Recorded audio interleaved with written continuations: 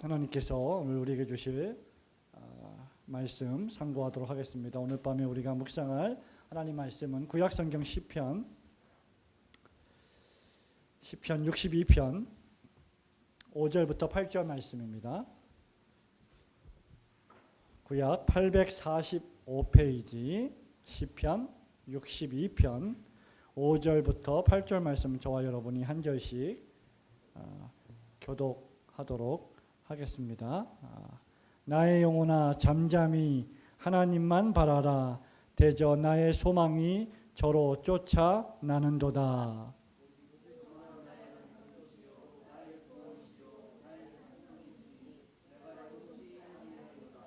나의 구원과 영광이 하나님께 있으며 내 힘의 반석과 피난처도 하나님께 있도다. 하나님은 우리의 피난처 시로다 셀라. 아멘. 시편 62편에 처음 시작하는 말씀이 나의 영혼이 잠잠히 하나님만 바라며 라고 하는 말씀입니다. 이 말씀 여러분들이 아마 익숙한 복음성가 가수의 목소리로 아주 수시로 들었던 그러한 찬송 가사로 아마 잘 알고 있을 것입니다. 오늘 시편 기자를 통하여서 하나님께서는 우리에게 하나님만 바라라, 나의 영혼아 하나님만 바라라 라고 시편 기자에게 하나님만 바랄 것을 주문하고 명령하고 계십니다.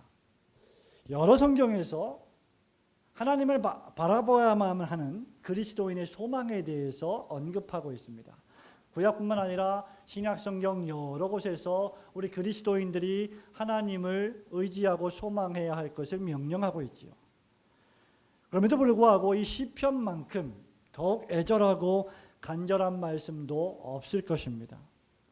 특히 시편 42편 11절, 43편 5절, 시편 42편과 43편의 마지막 절은 그 대표적인 구절이라고 할 수 있는데 그 말씀은 이렇습니다. 내 영혼아 내가 어찌하여 낭망하며 어찌하여 내 속에서 불안하여 하는고. 너는 하나님께 소망을 두어라. 너는 하나님을 바라라. 그가 나타나 도우심으로 말미암아 나의 하나님을 여전히 찬송하리로다 라고 고백하고 있습니다. 성도 여러분, 왜 우리는 하나님께 우리의 모든 소망을 두어야만 합니까?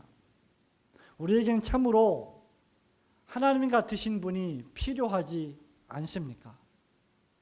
여러분과 저에게는 참으로 하나님 같은 분이 친구가 되어 주셔야 하지 않겠습니까? 나에게는 참으로 하나님 같으신 분이 나의 곁에 계셔야 하시지 않겠습니까? 왜냐하면 나는 약하지만 하나님은 강하시기 때문입니다. 나는 무지하지만, 나는 어찌할 바를 모르고 당황하고 혼동스러워하지만 우리 하나님은 매사에 지혜로우시기 때문입니다. 나는 도무지 선한 생각조차 하지 못하고 선한 행동조차 하지 못하는 죄인이지만 우리 하나님은 선하신 하나님이시기 때문입니다. 우리 하나님께서 나의 연약을 도우지 않으신다면 우리는 아무것도 할 수 없으며 완전한 절망의 심연에 빠져서 멸망을 당하고 말 것입니다. 그렇다고 하면 우리는 왜 하나님을 소망해야만 합니까? 오늘 우리는 이 본문 말씀을 통해서 두 가지를 생각해 보기를 원합니다. 그것은 나를 향하신 하나님의 사랑과 섭리가 완전하시기 때문입니다. 말씀드린 바와 같이 하나님은 지혜로우신 분이십니다. 그리고 그 지혜는 완벽하십니다. 그래서 하나님에게는 조금치의 오류나 조금치의 실수도 없으십니다. 그분은 누구에게 속는 분이 아니십니다. 감히 하나님을 속일 수 있는 사람은 지상에 존재하지 않습니다. 하나님은 모든 것을 아시고 모든 일을 하실 수 있는 소위 전지하시고 전능하신 하나님이십니다. 그런데 그 하나님께서 바로 저와 여러분의 연약을 알고 계십니다. 우리는 강한 척하고 우리는 지혜로운 척하고 우리는 똑똑한 척하지만 하나님께서는 우리의 무지를 아시고 우리의 슬픔을 아시고 우리의 속마음을 아시고 심지어 우리 속에 있는 교활함을 아시는 분이십니다. 하나님은 우리의 마음을 감찰하시는 분이시고 우리의 중심을 보시는 분이십니다. 우리는 때로 인생을 살아가면서 특히 그리스도인으로서 신앙의 걸음을 걸어가면서 여러 가지 인생의 파도와 폭풍을 만납니다. 그럴 때마다 우리는 혼동합니다. 우리는 불안해합니다. 당황합니다. 낭망합니다. 시편 기자처럼 절망합니다.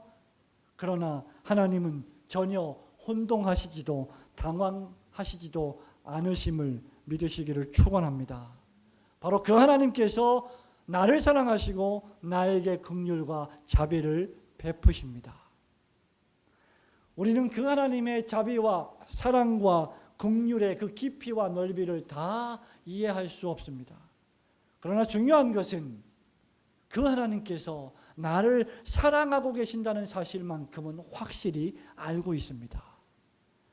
이 하나님의 사랑은 우리에게 놀라운 결과를 가져오지요.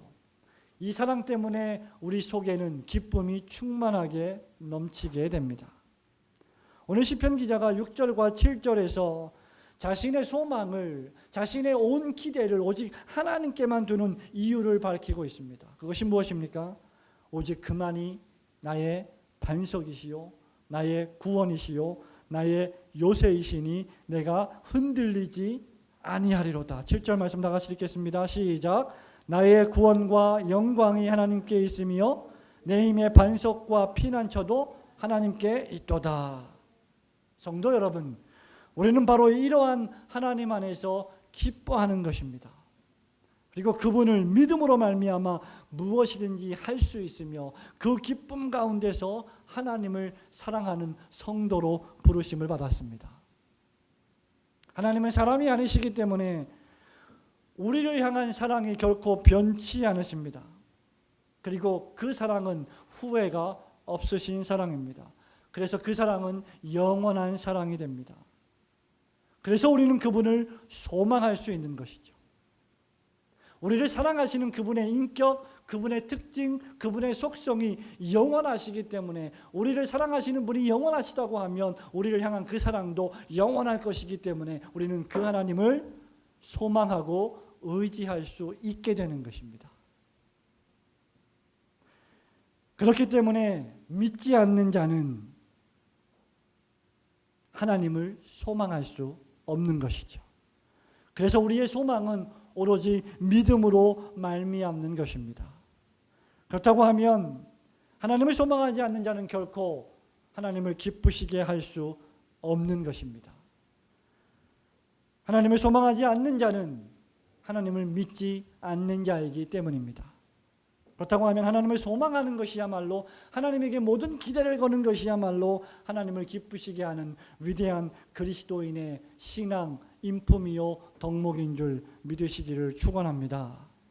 우리가 항상 기뻐하고 사도 바울이 갈라디아 교회에서 데살로니가 교회에 편지할 때 말씀하셨던 것처럼 우리가 항상 기뻐하고 우리가 쉬지 않고 기도하며 우리가 범사에 감사할 수 있는 이유는 바로 우리를 영원히 사랑하시는 하나님을 우리가 소망하고 있기 때문입니다. 그렇지 않다면 우리는 기뻐할 수 없습니다. 우리는 기도할 수 없습니다. 우리는 감사할 수 없습니다. 왜 우리가 성도로서 우리의 소망을 하나님께 두어야만 합니까? 바로 여러분과 저를 향하신 하나님의 사랑과 섭리가 완전하시기 때문입니다. 여러분을 향하신 완전하신 하나님의 사랑과 섭리를 온전히 믿고 오직 하나님만 소망하시는 여러분들 되시기를 축원합니다. 왜 우리는 하나님을 온전히 소망해야 합니까? 그 두 번째는 우리가 하나님을 소망하지 않으면 저와 여러분은 아니 나는 세상을 소망하는 죄인이 되기 때문입니다. 본문 8절 말씀에서 시편 기자는 우리 하나님께서 우리의 피난처가 되신다고 말씀하고 있습니다. 8절을 다시 한번 크게 읽어보도록 하겠습니다. 시작. 백성들아 시시로 그를 의지하고 그의 앞에 마음을 토하라. 하나님은 우리의 피난처시로다. 셀라. 왜 우리가 하나님을 소망해야 합니까? 하나님께서 우리의 의지할 반석이 되시기 때문입니다. 우리가 환난을 당했을 때 우리가 피할 피난처가 되시기 때문입니다. 우리가 하나님을 소망하지 않으면 어떻게 될까요? 내가 하나님을 소망하지 않으면, 내가 하나님을 믿지 않으면 우리는 어떻게 될까요? 우리는 나 자신과 내 주위에 있는 사람들을 바라보게 되어 있습니다. 여러분의 온 마음이 하나님에게 집중되어 있지 않으면 여러분은 분명히 여러분 자신을 바라보고 여러분 주위에 있는 여러분을 도울 수 있는 인간들을 의지하게 되어 있습니다. 그러나 생각해 보십시오. 저를 포함해서, 여러분을 포함해서 지상에 존재하는 모든 인간들은 그저 인간일 뿐입니다. 더 나아가 그들은 죄인일 뿐입니다. 그들에게는 도울 힘이 없습니다. 오늘 보였다가 내일 사라지고 마는 안개라고 사도 야고보는 인간을 정의한 바 있습니다. 아, 허탄한 자랑을 자랑한다라고 우리를 책망하고 있습니다. 우리 가운데 누가 감히 언제나 옳고 언제나 강하고 언제나 사랑스럽고 언제나 자비하고 언제나 부끄러움이 전혀 없는 자라고 자신할 수 있는 사람이 있겠습니까? 우리는 우리를 기대할 수 없습니다. 성도는 다른 사람을 기대할 수 없습니다. 존경받는 구약의 이사야 선지자조차 하나님의 영광을 보았을 때 그는 화로다 나여 망하게 되었도다라고 고백한 바 있습니다. 주제자 베드로는 어떠합니까? 누가복음 5장 8절에서 예수님을 만난 베드로는 주여 나는 죄인으로소이다 라고 고백했을 뿐입니다. 사도 바울 역시 로마서 7장 24절에서 오라 나는 곤고한 사람이로다 누가 나를 이 사망의 몸에서 건져내랴라고 탄식한 바 있습니다. 성도 여러분, 사람을 의지하지 마시기를 바랍니다. 그들은 모두 사람일 뿐입니다. 그렇다고 하면 저와 여러분은 오직 전능하신 하나님에게만 우리의 모든 기대와 소망을 걸어야 할 줄 믿습니다. 우리가 하나님을 소망하지 않으면 어떤 일이 발생합니까? 우리는 세상을 바라보게 되어 있습니다. 우리가 하나님을 소망하지 않으면 우리는 세상을 소망하지요. 우리의 정신과 우리의 마음과 우리의 생명이 하나님 안에 충만히 침잠되어 있지 않으면 우리는 세상을 우리 안에 채우게 됩니다. 세상이 주는 가치, 세상이 제공하는 문화, 세상이 우리에게 마음껏 누리라고 하는 쾌락, 목적, 가치관을 바라보게 됩니다. 그러나 기억하시기 바랍니다. 이 세상은 우리가 거해야 할 영구한 도성이 아니라고 했습니다. 그렇다고 하면 이 세상이 주는 가치관 역시 우리가 영구하게 추구해야 할 가치관이 아님을 생각할 줄 알아야 합니다. 세상은 하늘의 도성으로 대치될 것들입니다. 마지막 날에 하나님께서 이 세상을 불로 심판하시고 거룩한 하늘로서 내려오시는 새 예루살렘이 우리의 거할 처소가 될 것이라고 약속하시고 계시하신 바 있습니다. 그래서 우리의 시민권은 이 세상에 있지 않고 하늘에 있다고 이미 우리에게 사도 바울을 통해서 말씀해 주셨습니다. 그래서 바울은 골로새 교회에 편지하면서 우리에게 이렇게 말합니다. 골로새서 3장 1절에서 너희가 다시 살리심을 받았다면, 너희가 중생받은 자라면, 너희가 회개하고 예수님을 믿은 자라고 하면 너희들은 위의 것을 찾으라. 거기에는 그리스도께서 좌정하고 계신다라고 명령한 것입니다. 그리고 우리가 하나님을 소망하지 않고 세상과 세상에 사는 사람을 소망한다면 그 결과는 멸망일 것입니다. 그 어떤 인생이, 그 어떤 인간이, 그 어떤 현자가, 그 어떤 강한 사람이 저와 여러분을 영원히 진노하시는 하나님의 심판에서 구원할 수 있다는 말입니까? 그 어떤 세상의 명예와 권력과 물질이 저와 여러분을 하나님의 형벌과 지옥 저주로부터 구원할 수 있다는 말입니까? 그러므로 우리는 하나님만을 바라보아야 할 줄로 믿습니다. 우리의 온 마음이 여기에 있어야 합니다.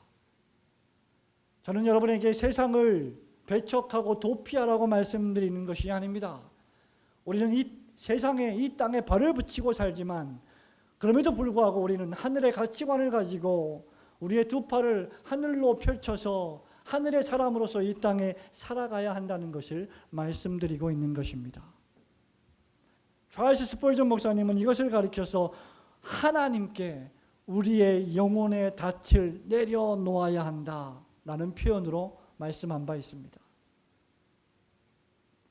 성도 여러분, 하나님에게 여러분의 영혼의 닻을 내리시기를 축원합니다. 그리고 그 하나님을 소망할 때, 그 하나님을 믿으며 신앙의 역정을 걸어갈 때 우리는 실망하거나 낙심해서는 안 됩니다. 결국 모든 것이 다 잘 될 것이기 때문입니다. 우리를 향하신 하나님의 긍휼과 자비와 사랑이 우리의 눈으로 볼 때는 좀 늦어질 수도 있겠지만 그 시기는 가장 적절하고 가장 좋은 것이 될 줄로 믿습니다. 왜냐하면 그것은 가장 완벽하시고 가장 완전하시고 가장 지혜로우신 하나님께서 우리에게 주시는 축복의 소망이 되기 때문입니다. 사랑하는 성도 여러분, 말씀을 맺습니다. 하나님께서는 저와 여러분에게 오직 하나님만 바라보라고 명령하십니다. 이것은 명령입니다. 이것은 권면이 아니라 명령입니다. 그렇다고 하면 하나님을 소망하고 그분께 순종하며 그 명령을 지키는 것은 언제나 확실하고도 안전하고도 옳은 길이 될 것입니다. 그리고 그것은 우리에게 주어진 즐거운 의무와 책임이 되어야만 합니다.